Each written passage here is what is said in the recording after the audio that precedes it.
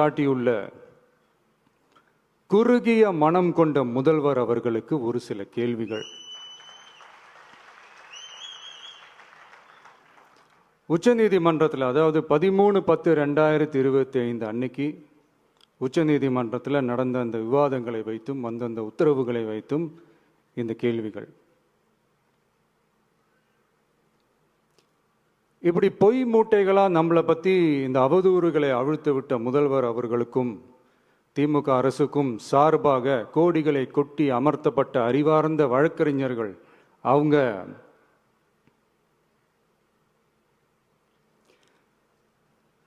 இந்த கபட நாடக திமுக அரசோட தில்லுமுல்லுகளை தாங்கி பிடிக்க இயலாமல் உச்ச நீதிமன்றத்தில் திக்கு திணறி நின்றது முதல்வர் அவர்களுக்கு மறந்துவிட்டதா? இந்த கரூர் சம்பவத்துக்கு அப்புறமே அவசரமா ஒரு தனிநபர் ஆணையம், அந்த தனிநபர் ஆணையத்தை அவமதிக்கிற மாதிரி அரசு உயர் அதிகாரிகள், காவல்துறை உயர் அதிகாரிகள் எல்லாருமே நம்மளை பற்றி ஃபுல்லாக இந்த அவதூறுகள் பரப்பி ஒரு செய்தியாளர்கள் சந்திப்பு அவசரமா. இதெல்லாம் ஏன் நடக்குது,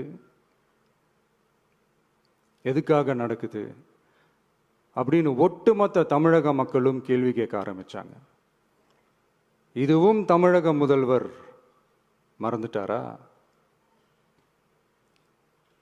அதுக்கப்புறம் அந்த தனிநபர் ஆணையத்தை தலையிலேயே கொட்டி வீட்டுக்கு அனுப்பிச்சிட்டாங்க. அது வேற விஷயம்.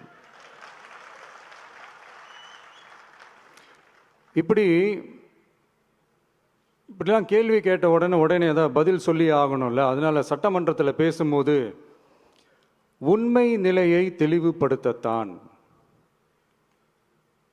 அப்படின்னு ஏதோ இந்த சட்ட ரீதியாகவும் சத்தியத்திற்காகவும் நடந்தது போல ஏதோ சாமர்த்தியமாக பேசுறதா நினச்சி பேசியிருக்காங்க. இப்படி ஒரு 50 வருஷமா பொது வாழ்க்கையில் இருக்கிற ஒருத்தவங்க ஒரு முதல்வர் அவர்கள் சொன்னது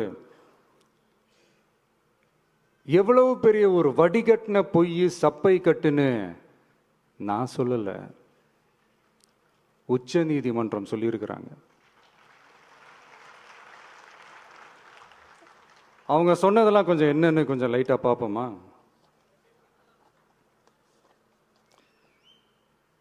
The comments which have been made before the media by the top officers of the police department may create doubt in the minds of the citizenry on impartiality and fair investigation.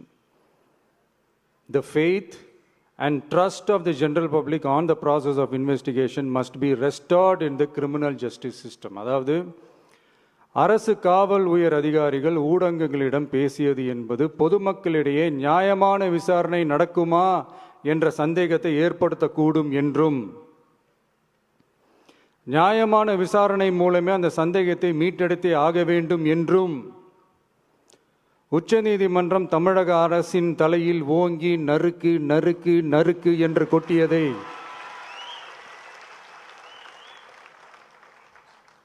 முதல்வர் அவர்கள் மறந்துட்டாரா?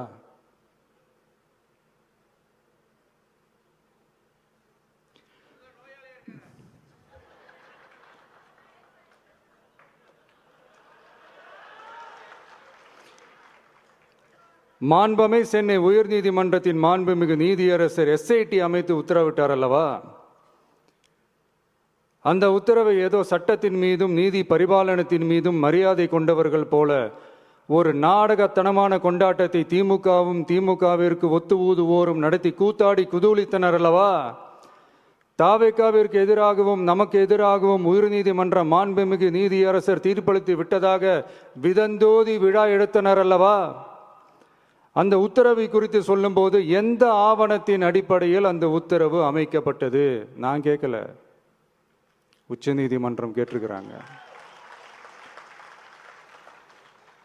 The judgment is completely silent about how learned single judge arrived at such a conclusion and what material was pursued by the court என்று உச்ச நீதிமன்றம் உரத்த குரலில் கேள்வி கேட்டது. அப்போதும் கூட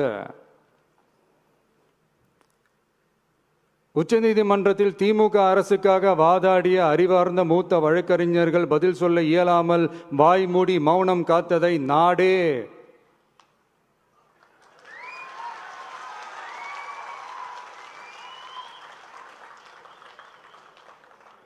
பார்த்ததல்லவா?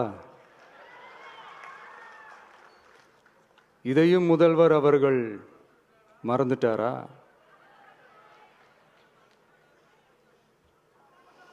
Such petition ought to be dealt with by the division bench, registering as public interest litigation in right earnest and not to be dealt with by a single bench. அதாவது பொது வழிகாட்டு முறைகளான எஸ்ஓபி அமைக்கப்பட்டு வெளியிட வேண்டும் என்ற கோரிக்கையுடன் வந்த ரிட் மனுவை நீதிபதிகள் டிவிஷன் பெஞ்ச் தான் கையாள வேண்டும்,